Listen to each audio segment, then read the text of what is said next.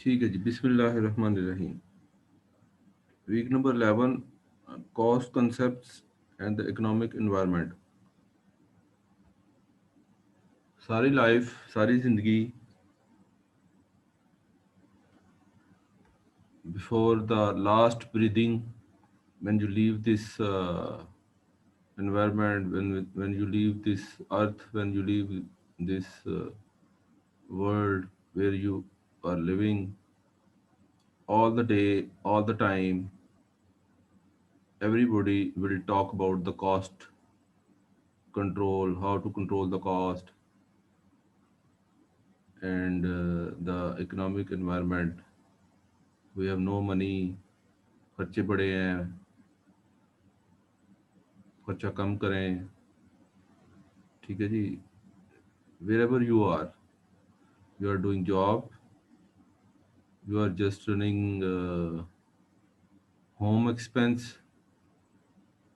Everybody want to control the cost.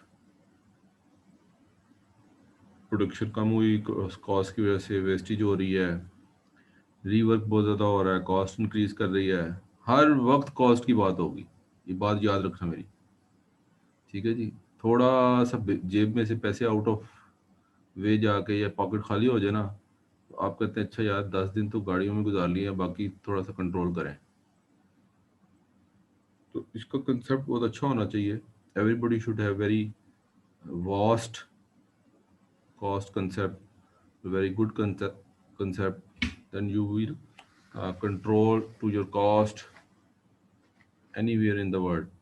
So the cost concepts, whatever you are doing just a job, you are just living in at home, you are doing at enhancement of study.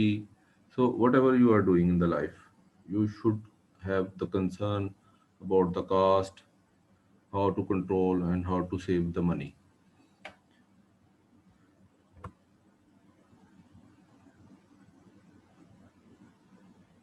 सबसे पहले बेगम साहब खर्चा बहुत करवाती है। ठीक है जी। घर से बात शुरू होती है। मदर और हस्बैंड की सबसे पहली लड़ाई पैसों पर होती है कि तुमने इस महीने इतना खर्चा कर दिया या खाने में इतना खर्चा हो गया, वट एवर जो भी है। तो उसके बाद फिर आप फादर आपको जस्ट पॉकेट मनी भी दे दें तो यू विल सी कि जी अब मेरे पास इतने पैसे रह गए हैं, अब मैंने अपने एक्सपेंस कंट्रोल करने हैं। तो कॉस्ट का कंसेप्ट होना बहुत ज़रूरी है।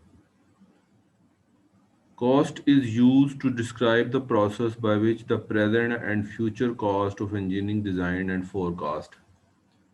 ठीक, first of all, you will see how much money I need to pass this month or to pass this week or to pass this whole year. You will estimate about the expense of the year and you will demand to the father कि जी monthly मेरा इतना खर्चा होना चाहिए। ठीक है ना। Father ऐसे ही नहीं उठा के पैसे दे देगा या आप ऐसे ही नहीं उठा के कह देंगे जी मुझे महीने का ₹1,00,000 दे दो। तो आप सबसे पहले उस प्रोसेस से गुजरेंगे कि आप पहले अपना प्रेजेंट एक्सपेंस फोरकास्ट करेंगे कि जी मेरा खर्चा इतना है। बाद में फ्यूचर में थोड़ा ऊपर नीचे हो जाए तो फिर आप फादर से डिबेट करेंगे कि नहीं जी इतना खर्चा होता है, आप थोड़े से पैसे और बढ़ाएं। That is future forecast. अब इसी तरह आप बेशक प्रोडक्शन में बैठे हैं, इंजीनियरिंग में बैठे हैं, मेंटेनेंस कर रहे हैं। दो तीन चीज़ें होती हैं प्रोडक्शन में। किसी भी इंडस्ट्री के अंदर जो लोग जॉब करेंगे, during the job they will contact to the production department और maintenance department, and the costing department is just going to estimate how much cost is taken by the production department or maintenance department. Costing department एक उनके ऊपर बैठा होता है जो production department की costing control कर रहा है, और कॉस्टिंग डिपार्टमेंट मेंटेनेंस के ऊपर भी बैठा होता है, जो मेंटेनेंस की कॉस्टिंग को एस्टिमेट लगा के कंट्रोल कर रहा होता है। जब भी मैंने ये देखा है मेरी अपनी 15 ईयर प्रोफेशनल लाइफ में, जब भी कोई नई मशीन इंस्टॉल होती है इंडस्ट्री के अंदर, तो सबसे पहला सवाल आपको इसका मेंटेनेंस के लिए कितना मंथली खर्चा चाहिए, एंड यू विल कैलकुलेट। अब एक नई मशीन है, बात याद रखें, एक मशीन नई नई आई, क्यों आई है? To enhance the production.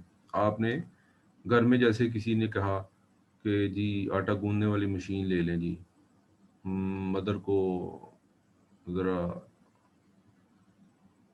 Satisfy हो जाएंगे, और वो अ, उनके काम जो टफ काम है वो ज़रा सॉफ्ट काम हो जाएगा। अब फिर you will estimate how much cost of this machine. If the cost is very high, you will see and you will think, अच्छा यार सोचते हैं कुछ करते हैं। तो एस्टिमेशन लगाना बहुत ज़रूरी होता है। इसी तरह इंडस्ट्री के अंदर जब आप कोई भी मशीन बाय करने जाते हैं, तो why you want to buy this machine, what is the benefit of the machine, और फिर आप उसका एस्टिमेट लगाते हैं कि जी इस मशीन से हम ये काम ले सकते हैं, प्रोडक्शन इतनी बढ़ सकती है, नंबर ऑफ स्किल्स पर्सन इसमें से इतने रिड्यूस हो जाएंगे, इंशाल्लाह 2 साल में 3 साल में हमें इस मशीन का पे बैक मिल जाएगा। तो हर मामले में फादर ने अगर गाड़ी भी लेनी है तो वो एस्टिमेट लगाएगा कि this amount has in my pocket और not, then he will buy the car. So cost estimation present की, मैं हर पॉइंट ऑफ व्यू से आपसे बात करना चाह रहा हूँ कि जी फादर भी कोई पैसे ऐसे नहीं दे देगा कि जी जाओ खरीद लाओ। ही विल टेक एस्टिमेट कि जी ये चीज़ इतने की आती है, देन वी शुड बाय और नॉट। इसी तरह इंडस्ट्री के अंदर अगर आप प्रोडक्शन में बैठे हैं, तो कॉस्टिंग डिपार्टमेंट हर जगह डिपार्टमेंट होता है, चाहे छोटी इंडस्ट्री हो चाहे बड़ी हो, and he will tell you to produce this type of product, the cost estimate like this. मतलब ये जी इस चीज़ को प्रोड्यूस करने में रॉ मटेरियल 10 रुपए का आया, आपने एक प्रोडक्ट बनानी है, and you will use 3 rupees for one product. आपको 3 रुपए सिर्फ दिए जाएंगे इस प्रोडक्ट को प्रोड्यूस करने के लिए। The total cast will be 13 rupees. आगे आप प्रॉफिट मार्जिन रख लें, 5 रुपये रखना है, 10 रुपये रखना है, और 22 20 18 रुपए की वो चीज़ सेल कर दें। तो कॉस्ट की estimation her point of view से, आप ये नहीं कहते कि जी चलें जी मेरी शादी का फंक्शन है, वलीमा है घर में, तो मैं आप जितना मर्जी खर्च कर लो। आप एस्टिमेट लगाएंगे, ठीक है जी खानों में ये रख लो, टेंट वगैरह इतना खर्चा आ जाएगा ग्राउंड में, और बंदे इतने बुलवा लो, फिर भी आप एस्टिमेट जरूर लगाएंगे कि जितना खर्चा आ जाएगा आप कहेंगे ठीक है ओके डन। अगर वो आउट ऑफ रेंज आ रही है वैल्यू, तो फिर आप उसको कंट्रोल करेंगे और कुछ चीज़ें उसमें से निकाल देंगे। इसी तरह इंडस्ट्री के अंदर जब प्लांट सबसे पहले लगता है, तो उसकी भी सबसे पहले कॉस्ट एस्टिमेशन की जाती है, प्रेजेंट इंजीनियरिंग डिज़ाइन वैल्यू पूरी निकाली जाती है कि इस इंडस्ट्री को लगाने के लिए हमारे पास इतने पैसे होने चाहिए, इतनी जगह होनी चाहिए, और इतनी मशीनें लेनी पड़ेंगी, इतने बंदे हायर करने पड़ेंगे, रॉ मटेरियल खरीदना पड़ेगा। ये सब टोटल है उस प्लांट को रन करने के लिए, क्योंकि we need place to install the machine, we need machines, we need skills persons, and we need raw material, we need some important electricity or some security guard, whatever. So you will cost estimate, and then will decide कि जी ठीक है, I have the money in my pocket for this plant or not, और I will go. आजकल के दौर में, जैसे पिछले भी दौर में भी, इमरान खान के दौर में भी, और नवाज शरीफ, और उससे पीछे अगर मैं देखूं जो मेरी अपनी लाइफ है, पीपल पार्टी के दौर में भी आपको लोन मिल जाता है। 30 40 साल से मैं देख रहा हूँ कि 10% आप खुद अपनी पॉकेट से लगाएं और बैंक को पूरा कॉस्ट एस्टिमेट करके बताएं कि जी ये जगह इतने की है और मैं मशीनें इतनी लूँगा। मैं चाहे किसी ने एक सिंपल प्रिंटिंग मशीन ही क्यों नहीं लगानी हो, जैसे जिसने विजिटिंग कार्ड की प्रिंटिंग है ना, सबसे छोटी मिसाल है। तो आप कहेंगे जी मेरे पास एक दुकान हो, मैं एक मशीन लगाना चाहता हूँ जो विजिटिंग कार्ड बना सके। फिर आप कहेंगे उसके लिए, उसको चलाने के लिए मुझे एक स्किल वाला बंदा चाहिए। मुझे इलेक्ट्रिसिटी के लिए इतनी इतने इतने वाट चाहिए। ठीक है जी, मुझे सिस्टम चाहिए जो मैं इजीली डिज़ाइन कर सकूं और फिर उसको प्रिंटिंग के लिए भेज दूं। तो छोटी सी एक मशीन की भी आपको पूरा कॉस्ट एस्टिमेट करना पड़ेगा। अगर आपके पास ज़मीन नहीं है तो यू विल बाय और you will take the rented place. तो at any time at anywhere you will do the cost estimation process. कोई भी बंदा इस दुनिया में पैसे खर्च किए बगैर ही ये फैसला नहीं कर सकता कि जी मुझे पहले सोचना है। He will think then he will decide कि जी आई कैन अफोर्ड और not to this type of work. तो इसी तरह इंडस्ट्री के अंदर भी जब आप प्लांट लग जाता है, आपके पास पैसे होते हैं, कुछ बैंक से जैसे ये एफएफसी है या मैं रह रहा हूँ या फातिमा है, इनकी भी अगर आप हिस्ट्री उठा के देखें तो फौजी फर्टिलाइज़र एक आर्मी का प्लांट था और इन्होंने अपनी रिटायर्ड फौजियों के लिए एक फाउंडेशन बनाई और उसमें से उनको पैसे देने के लिए सोचा। तो 6% के 7% दे ओनली इन्वेस्ट। 6 भी नहीं, मेरा ख्याल 2% था, 3% था। बहुत महंगा प्लांट लगता है। तो आर्मी के पास कुछ पैसे थे और बाकी सारा उन्होंने 95% बैंक से लोन लिया और तकरीबन वो 26 साल तक उसकी किस्तें देते रहे। तो अभी कुछ सुना है 6 कुछ साल हुए हैं वो लोन से फ्री हुए हैं और 1984 का पहला प्लांट लगा हुआ था। तो अब फुल फ्लैज, क्योंकि प्लांट की जो टाइम लिमिट होती है वो ऑलमोस्ट 100 साल कह लें या 150 साल होती है। कुछ चीज़ें रिप्लेस होती रहती है, थोड़ा बहुत खर्चा आता है। अब 25 साल उन्होंने उस लोन को रिकवर किया, पेमेंट करते रहे। अब फुल फ्लैज जनाब एम्प्लॉयज़ को भी फैसिलिटीज़ दे रहे हैं और सब हर जगह जो है वो ज़्यादा से ज़्यादा लोगों को खुश करने की कोशिश कर रहे हैं और उससे ही फिर लोगों को फाउंडेशन को पैसे देते हैं और इन्हीं अर्निंग से फिर वो नए छोटे छोटे प्लांट खरीदते हैं। तो अगर किसी के पास एफएफसी का, अगर आप खाली ये प्लांट नहीं है गोट माछी का, सात का बात का, एफएफसी और भी बहुत काम करती है। ये मेरे सामने एक कैलेंडर लगा हुआ है एफएफसी का, उसके नीचे नीचे मोनोग्राम बने हुए हैं। वो जनाब गंदम के एरिया में भी काम करते हैं। उनके पेट्रोल, ये अस्करी पेट्रोल पंप है, पूरे पाकिस्तान में अस्करी के आर्मी के पेट्रोल पंप हैं। और इस तरह के और भी छोटी छोटी, वो मेरा ख्याल है एक कॉर्नफ्लेक्स का प्लांट भी है, इलेक्ट्रिसिटी का भी, विंड इलेक्ट्रिसिटी का भी वो प्रोड्यूस कर रहे हैं। तो एक ही कंपनी के बहुत ज़्यादा, फिर एक कंपनी से जब आप प्रॉफिट कमाते रहते हैं, फिर साथ साथ दूसरी इंडस्ट्री लगती रहती है। तो कोई भी इंडस्ट्री स्टार्ट करेगा तो he will estimate about the cost of the initial cost of the plant. तो उसकी प्रेजेंट वैल्यू भी निकाली जाती है और उसकी फ्यूचर कॉस्ट भी निकाली जाती है। प्रेजेंट वैल्यू का मतलब ये है कि मुझे अपनी प्लांट को चलाने के लिए कितना पैसा चाहिए, एंड फ्यूचर कॉस्ट मीन कि मुझे रॉ मटेरियल कितना चाहिए, मेरा बिजली का बिल कितना आया करेगा, मुझे बंदों की सैलरियाँ कितनी देनी पड़ेंगी, दैट इज़ फ्यूचर। एंड उस पूरे को फिर हम कहते हैं कि इंजीनियरिंग डिज़ाइन करें और फोरकास्ट करें कि जी इस वक्त प्रेजेंट वैल्यू क्या होगी और फ्यूचर कॉस्ट आप कैसे निकालेंगे।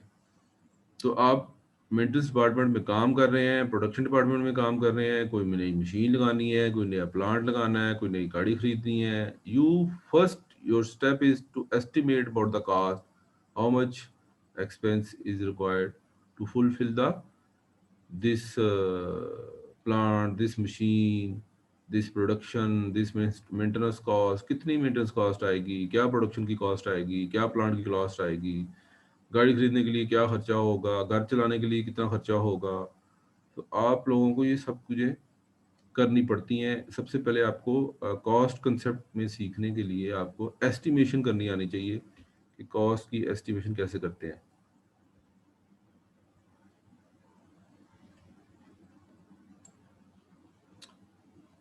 कॉस्ट एस्टिमेटिंग यूज टू कहाँ इस्तेमाल किया जाता है?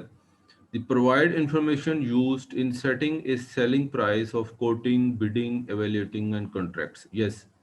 अब सबसे पहले आप कोड हासिल करते हैं। कोड का मतलब आप फादर कहेगा ठीक है यार, नेट से जाके या किसी भी अ, ये जो है होंडा की वर्क उधर क्या कहते हैं उसको, वर्कशॉप नहीं, होंडा की फ्रेंचाइज में चले जाएं या होंडा की गाड़ियों के सेंटर चले जाएं, तो आप सबसे पहले उसकी वैल्यू पता करें, कोड करके लाएं कि इसकी वैल्यू क्या है।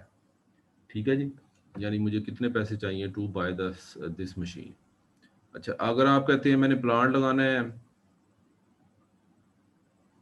तो मुझे कितनी वैल्यू, तो आप उसमें जगह का किराया, मशीनों की एक्सपेंस, बंदों की सैलरी का खर्चा, ये भी एक कोट होता है यार। ये कोटिंग तो करें ना सबसे पहले, आपको कितना खर्चा होगा।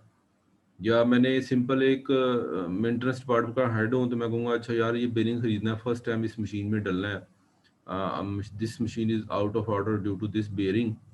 तो first of all you will send a request to the purchase department and just demand कि जस्ट टू कोट, कोटेशन जहाँ पर कहते हैं जी, जिसको हम कहते हैं कोटेशन, तो आप कहते हैं जी अपने परचेज डिपार्टमेंट को रिक्वेस्ट भेजते हैं कि जी just give me the quotation of this type of bearing.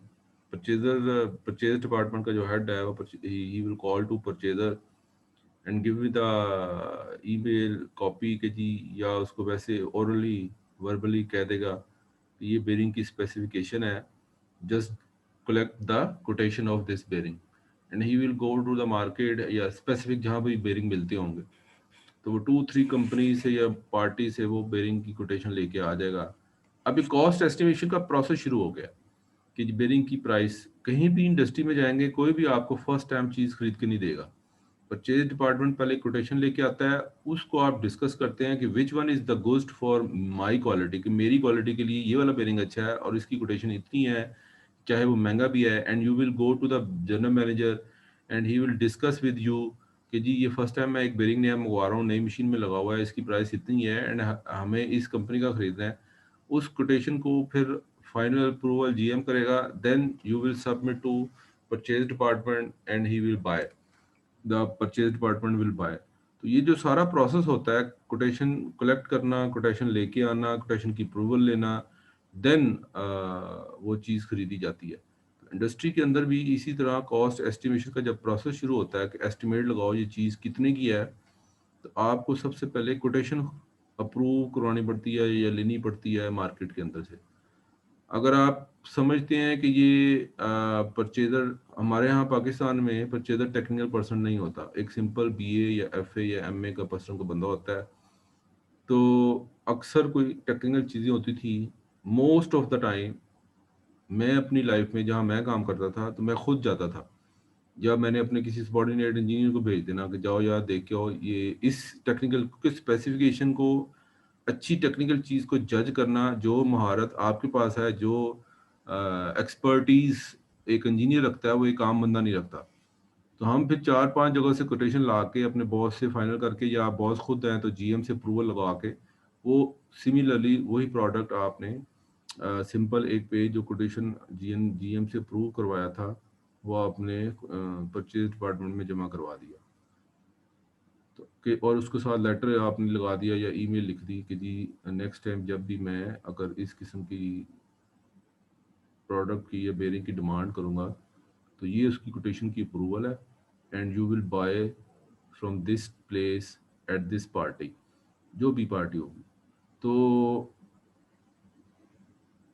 अब घरों में तो हम फादर को कह देते हैं ठीक है जी ये गाड़ी खरीदनी है, वो कहेगा फलां शोरूम से उठा लो, उस वहां पर ये पड़ी कितने की प्राइस है। जैसे मुझे याद है 2004 में जब मैंने मेहरान गाड़ी खरीदी थी पर्सनल अपने पैसों से, तो उस वक्त at that time I was living in Faisalabad. तो मुझे फैसलाबाद में दो सुजुकी के शोरूम थे, एक फिर साथ चिन्नौर था, वहाँ से जो फैसलाबाद के नज़दीक लोग रहते हैं उनको पता है चिन्योट कोई 1 घंटे का सफ़र है, वहाँ से भी ली। लाहौर में भी कज़नों को कह के पता करवाया, तो चिन्योट में कुछ 4-5 हज़ार सस्ती मिल रही थी। तो that is called process of quotation, कि आप कोटेशन इकट्ठी कर रहे हैं और कीमतों का पता लगा रहे हैं। तो इसी तरह जब मालिक कोई मशीन खरीदता है तो वो भी कोटेशनें लेता होगा कि जी, क्योंकि मैं तो खुद मालिक नहीं हूँ, ना मैंने कोई इंडस्ट्री लगाई है, ऑब्वियसली वो भी उस प्रोसेस से गुजरते होंगे कोई भी चीज़ बाय करनी हो। तो दैट इज़ कॉल्ड कोटेशन। अब आ जाए बिडिंग। बिडिंग का मतलब ये है, जैसे अखबारों में काफ़ी जगह उसकी ऐड आती है बिडिंग की, कि मैंने ये काम, मेरे हिसाब से ये मशीन का टाइम पीरियड ख़त्म हो गया, अब इसको फेंक दो, या वैसे ही वेस्टेज मटेरियल इतना इकट्ठा हो गया है, इसको सेल कर दो, या कोई पार्ट्स ऐसे पुराने पड़े हुए हैं, इसको सेल कर दो। और या कोई वेस्टेज इतनी इकट्ठी हो गई है, मतलब कुछ ना कुछ होता है जिसकी हम बिड लगवाते हैं, लोगों डिफरेंट पार्टीज को कंपनी के अंदर बुलवाते हैं और कहते हैं जी कॉस्ट एस्टिमेट करें कि ये कितने की सेल हो सकती है। तो डिफरेंट पार्टीज आती हैं, वो अपनी बिडिंग के थ्रू अपने अपने एक बंद लेटर में लिख के पैसे चले जाते हैं, जी हम इस सारी चीज़ की इतने पैसे देंगे। दैट वो भी उस चीज़ का एक प्रोसेस होता है कि कॉस्ट कंपनी जो है उसकी एस्टिमेशन लगा रही होती है, ये जी ये चीज़ कितने की सेल होगी और ये कितने की बिकेगी। That is called bidding process. और उसको फिर एवेल्युएट किया जाता है डिफरेंट कॉन्ट्रैक्टर के साथ, कि जी ये चीज़ें मैंने जो बिडिंग करवाई, लोग मुझे इतने दे के गए हैं, कि आया वो इतने की है भी कि नहीं, या सारे ही कम पैसे दे के गए हैं। तो एवेल्यूएशन भी बहुत ज़रूरी होती है। अगर आप बिडिंग लेके और किसी सबसे ज़्यादा पार्टी वाले को सेल भी कर दें, ऑनर कई दफ़ा कहता है यार इतनी सस्ती तुमने चीज़ भेज दी, तुम्हें किसने कहा था कि इतने की भेज दो। एवेल्यूएशन करना भी खुद बहुत ज़रूरी होता है। चाहे किसी दूसरे कॉन्ट्रैक्टर से बुलवा के पूछ लो, यार ये सारा माल कितने का होगा। कुछ भी हो, एक प्रोडक्ट बन रही है, चीज़ें बन रही हैं, जैसे शू फैक्ट्री में जब शू बनता है, तो अगर कोई शू रिजेक्ट हो जाए तो उसको हम बी पेयर कहते हैं। ठीक है जी, इंडस्ट्री के अंदर बाहर किसी भी शॉप में जाएं तो बाहर बी पेयर की एक जगह होती है, और वो आपको कहते हैं जी ठीक है हम इसको इतने में सेल कर देंगे। तो सारे की सारी एवेल्यूएशन करने के बाद आप कॉन्ट्रैक्टर आता है और कहता है जी हाँ, अगर बिडिंग वालों ने इतने पैसे दिए ठीक है, यू कैन सेल देम। अगर बिडिंग वालों ने प्राइस कम लगाई हो तो फिर एवेल्यूएशन अगर कॉन्ट्रैक्टर से करवा रहे हैं और वो कहता है नहीं जी ये बिडिंग में मेरे हिसाब से आपको कम रेट मिला है, ये इससे भी ज़्यादा बिक सकता है, तो आप सारी की सारी बिडिंग रिजेक्ट कर देते हैं। बहरहाल ये सारे कॉस्टिंग की एस्टिमेशन के लिए कुछ प्रोसेसेस हैं जो आपको इन प्रोसेस से गुजरना पड़ता है। Determine the proposed product can be made and distributed at a profit, price is equal to cost and profit. जितना भी खर्चा आए प्रोडक्ट को बनाने का, जैसे आपने एक प्रोडक्शन स्टार्ट की, आपने रॉ मटेरियल लिया, आपने मशीन में से गुजारा, अब मशीन चली, मशीन का बिजली का खर्चा, चलाने वाले ऑपरेटर का खर्चा, ठीक है जी, उसको बनाने का खर्चा, तो वो जितना भी खर्चा हो उसका, अगर किराए की मशीन वो है जगह, उसका रेंट का खर्चा, तो सब खर्चे डाल के फिर आप उसमें अपना प्रॉफिट डालते हैं कि यार मैंने इसमें कितना पैसे कमाना है, तो वो टोटल फिर आप प्राइस डिसाइड करते हैं। तो इस चीज़ को डिटरमिन करने के लिए कि क्या प्रोडक्ट की क्या प्रपोज्ड प्राइस होगी जो मैं अपनी डिस्ट्रीब्यूशन में इस्तेमाल करूंगा, तो उसको हम कहते हैं प्रपोज्ड प्रोडक्ट प्राइस, कि जी आप क्या अपनी इस फ्यूचर प्राइस, प्रोडक्ट की प्राइस क्या रखेंगे, क्या प्रपोज करेंगे।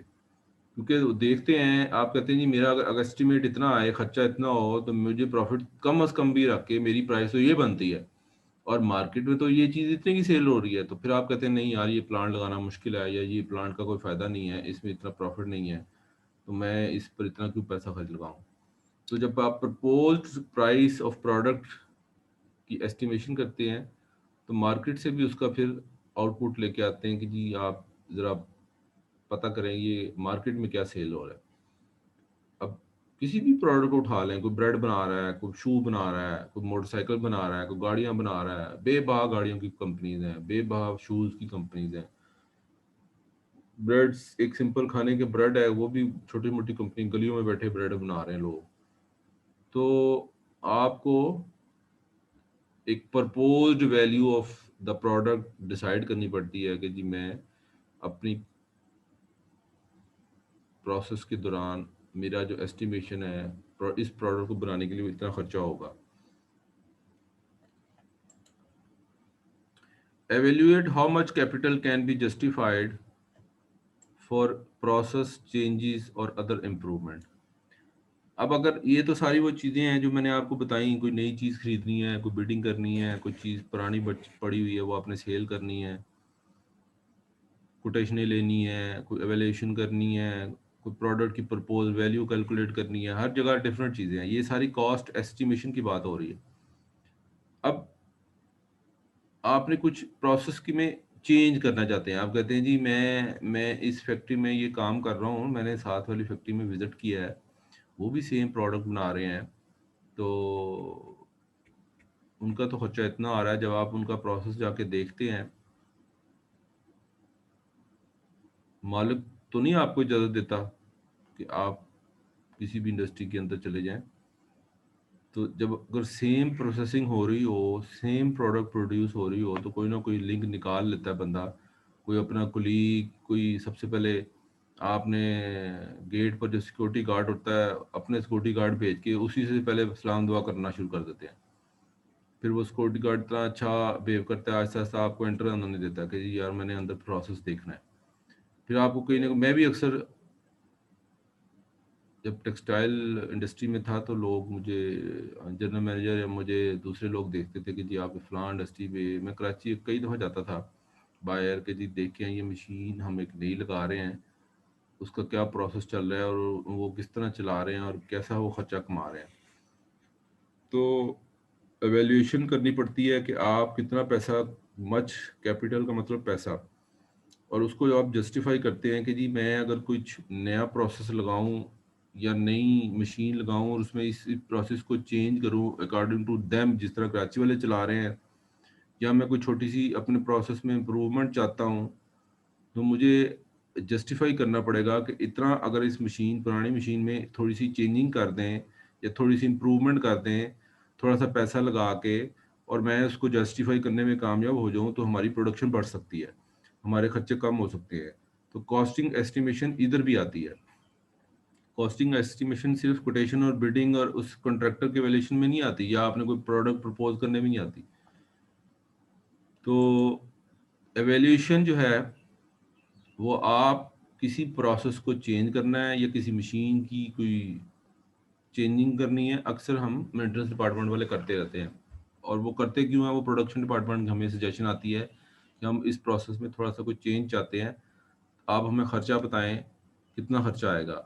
तो आप, हम लोग मेंटेनेंस डिपार्टमेंट में उसको एस्टिमेट लगाते हैं, उसको कहते हैं जी इस जो आप चाह रहे हैं आपके अपने प्रोसेस के मुताबिक जो आप चेंजिंग चाह रहे हैं, this amount will be required to change this type of machine as per your requirement। उसमें फिर हम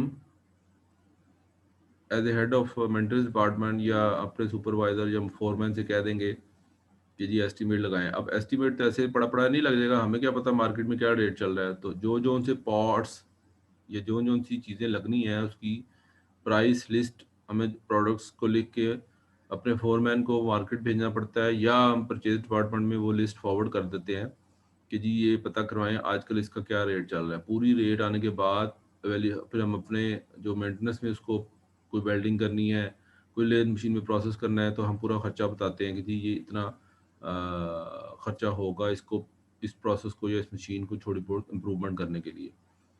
तो उसके बाद फिर वो प्रोडक्शन डिपार्टमेंट का हेड जनरल मैनेजर से अप्रूवल लेता है कि जी ठीक है, अगर इस मशीन को इतना बढ़ाएं, इतना खर्चा करें, तो हमारी प्रोडक्शन इतने परसेंटेज बढ़ सकती है, और हम महीने में पर डे के हिसाब से इतना प्रोडक्शन बढ़ाने के बाद हमें एक महीने में जितना प्रॉफिट आएगा, तो हमारी ये जो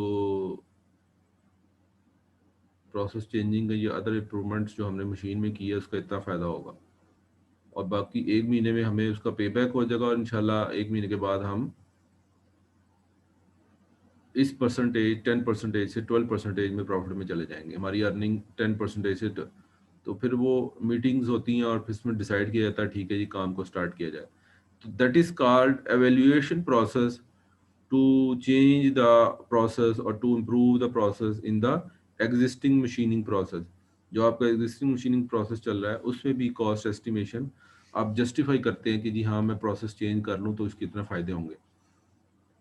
क्योंकि मशीनें जैसे टेक्सटाइल इंडस्ट्री है या पेपर इंडस्ट्री है या फुटवेयर इंडस्ट्री है, बेबा या मोटरसाइकिल इंडस्ट्रीज हैं, गाड़ियों की इंडस्ट्रीज हैं, बेबा इंडस्ट्रियाँ, फुटबॉल इंडस्ट्री है, हज़ारों इंडस्ट्रियाँ इस वक्त पाकिस्तान में काम कर रही हैं। तो मशीनें जो हैं इनकी बनने वाली, वो ज़्यादातर आउट ऑफ अब्रॉड साइड से या आउट ऑफ कंट्री से आती हैं।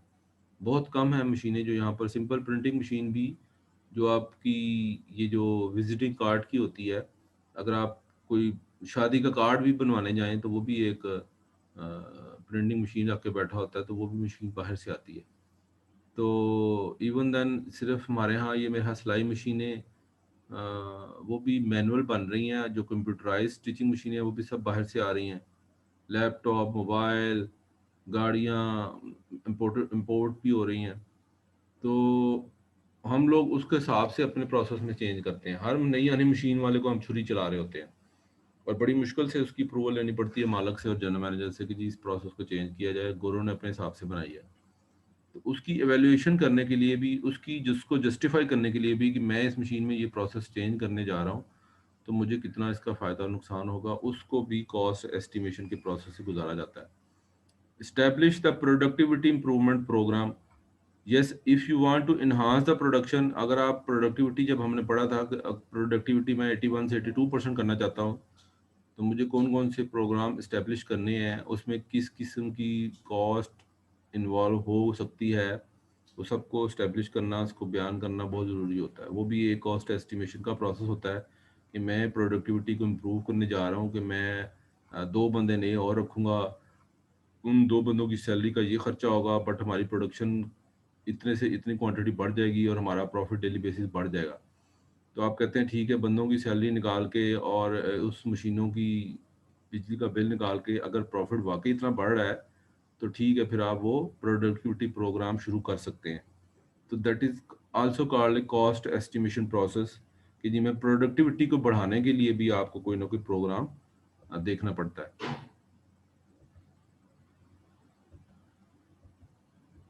कॉस्ट एस्टिमेशन की अप्रोच दो किस्म की होती हैं, टॉप डाउन अप्रोच या bottom up approach. Top down से मुराद ये है कि सबसे पहले आप देखते हैं ये मशीन कितने की आएगी,